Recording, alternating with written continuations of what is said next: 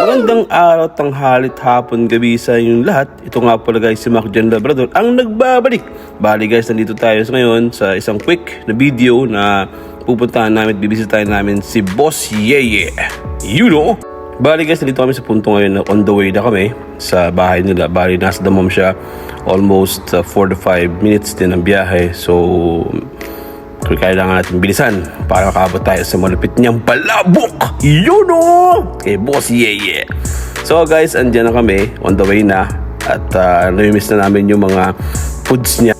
So guys, ayan o, konting teleport muna tayo. Nandiyan na tayo sa bahay ni Boss Yeye para silipin natin ang kanyang mga malulupit na collection ng Bulls Vintage guys. Ayan.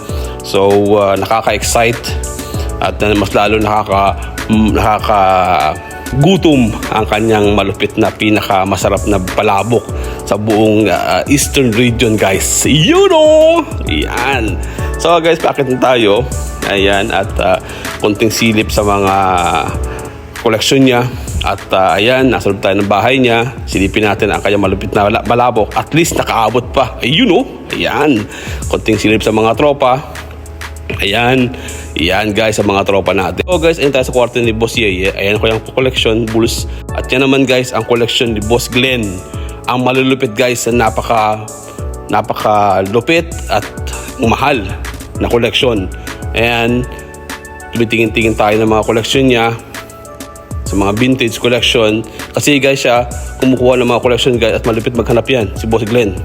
Ayan o, isa pa yan, napakalupit yan. Ayan guys, ang isang collection na isang down payment ng bahay ang presyo. Sheesh! Bali, ilan pa lang kami guys dyan sa photo na yan. Marami kami guys dito sa Eastern Province, mga collector ng vintage. So after nyan, mga ilang oras lang, chika-chika, then pauwi na kami guys, pabalik na kami ng bahay.